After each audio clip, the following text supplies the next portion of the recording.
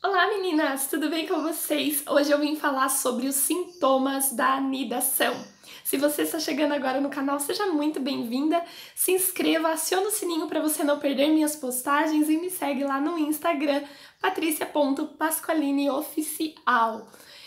Gente, vamos falar sobre nidação, sintomas de nidação. Primeira coisa que eu quero dizer para vocês é que nidação e sangramento de nidação, apesar de serem coisas que estão relacionadas uma à outra, são coisas diferentes. É muito comum uma mulher grávida falar: eu não tive nidação. E ela está errada em falar isso. Por quê? Porque toda mulher que engravidou passou pela nidação. O que é a anidação? Rapidamente. Você teve relação sexual, você ovulou, liberou seu óvulo, o espermatozoide subiu lá nas trompas, fecundou seu óvulo, aquele óvulo caminhou pelas trompas, caiu no teu útero, que formou ali o endométrio, que é super importante, um endométrio espesso. Tem vídeo aqui no canal para você saber exatamente qual que é o endométrio correto para você engravidar. Aí aquele óvulo fecundado cai ali no seu endométrio, que está ótimo, que você cuidou, tá bonitinho. E aí aquela célula fecundada, ela vai se implantar no seu endométrio. É como se fosse uma camadinha, né, de sangue que o bebê ali, o embriãozinho, ele cai ali, ele vai afundar e vai se fixar ali. Então isso é a anidação. Toda mulher que engravidou teve anidação. Agora, ter o sangramento da anidação não são todas as mulheres que têm. Estudos mostram que apenas 5% das mulheres apresentam o sangramento de anidação. Então, não é algo comum. Então, eu quero que você entenda que a anidação todas as mulheres passam quando engravida. Agora, o sangramento a minoria vai ter, né? Tem gente que fica assim muito esperando o sangramento de nidação, acredita que é aquilo que vai mostrar que engravidou ou não, mas não é bem assim não. Geralmente é o atraso menstrual mesmo que você vai ter. E aí, quais são os sintomas que você pode ter de nidação quando esse processo acontece ali no seu útero?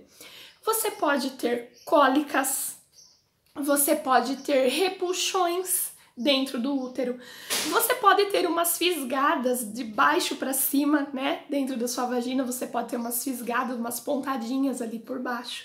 Você pode ter aquela cólica que vem das costas para frente. Gente, você pode ter. Muitas não tem nada, não sentem nada, tá? Então, eu espero que você não fique assim, focada em cada sintoma, porque isso é muito relativo de mulher para mulher. Você também pode ter, gente, náuseas e sonolência, porque a partir do momento que fixou ali, a sua gravidez já está em andamento. E aí, com o aumento da progesterona, você pode sim ter um pouquinho mais de enjoo e sonolência. Porém, a gente sabe que ter enjoo na fase lútea, mesmo que você não engravidou, é possível ter por conta da ação da progesterona.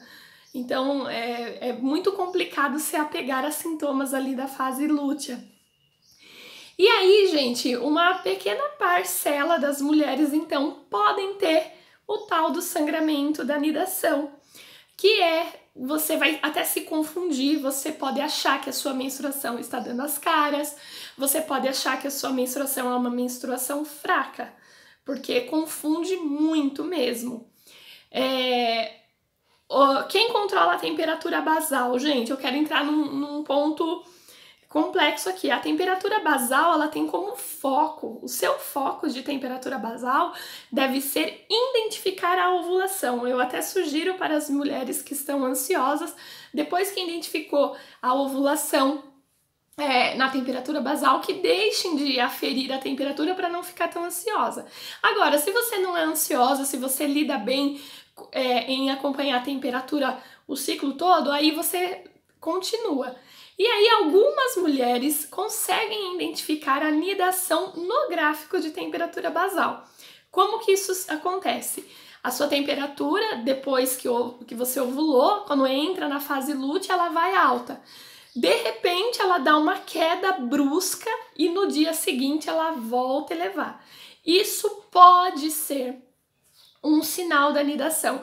Tenho amigas minhas que montaram gráficos e identificaram a anidação no gráfico de temperatura basal. Eu não peguei a minha anidação do Fabrício, né, que eu fazia o método.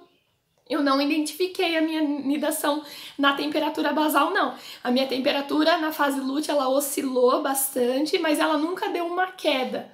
Mas tem meninas que têm esse privilégio de identificar na temperatura basal a anidação também. E aí, algumas vão ter, sim, esse sangramento que eu estou falando. Pode ser um sangramento rosinha, aguado, borra de café, tá? Mas não fique achando que qualquer sangramento que você tenha é anidação, que pode ser outros fatores também, pois como eu relatei, uma pequena parcela das mulheres vão ter esse sangramento de anidação. Então, basicamente, meninas, os sintomas de anidação é cólica, pontadas, repuxões e o sangramento.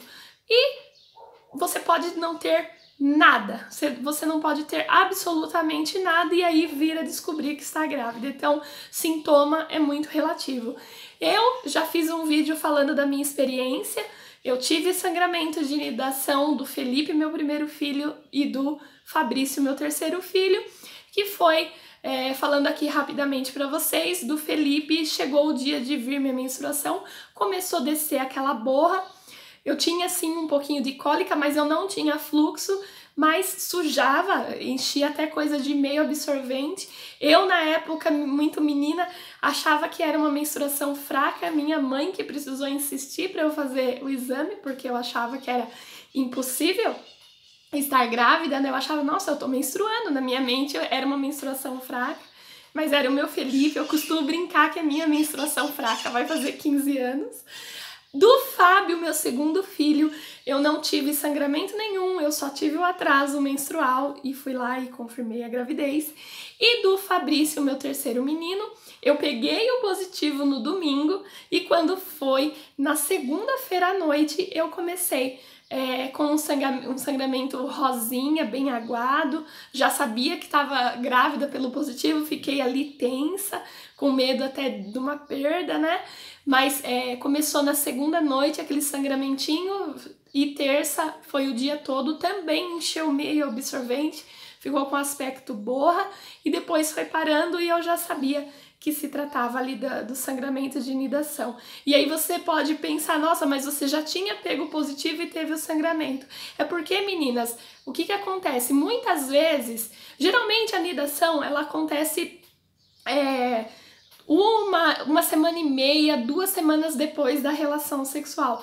Mas o que acontece? Pode ser que no dia que houve a fixação, aquele sangue não desceu. E aí ele vai descer um pouco mais tarde e aí vem com essa característica de sangue envelhecido, que é a famosa borra de café. Então, muitas vezes a anidação aconteceu alguns dias atrás e o sangramento veio depois. Como pode acontecer o sangramento no dia enfim, no dia que está acontecendo ali. Isso aí vai depender de mulher para mulher. Então é isso, meninas. Eu espero que vocês tenham entendido. Não fiquem muito focadas em sintomas. Eu, particularmente, tirando o sangramento da anidação, eu não senti nada, eu não senti cólica, nem pontadas, enfim. Então, que você não se apegue a tantos sintomas assim. Eu, particularmente, fui ter mesmo sintomas de gravidez depois das 7, 8 semanas. Mas, se você gosta de ficar atento, então que fique aí a informação para vocês, que vocês saibam diferenciar a anidação do sangramento de anidação, que toda mulher passa sim pela anidação. E aí, se você ficou com alguma dúvida, deixa aí nos comentários e, mais uma vez, eu reforço, deixa aquele like no vídeo, se inscreva se não é inscrita e me segue lá no Instagram, patricia.pasqualiniOficial. Lá você vai ver mais fotos dos meninos e se você quiser tirar uma dúvida comigo, eu atendo lá no direct também. Então é isso, meninas, um grande beijo, fiquem com Deus, até a próxima, tchau!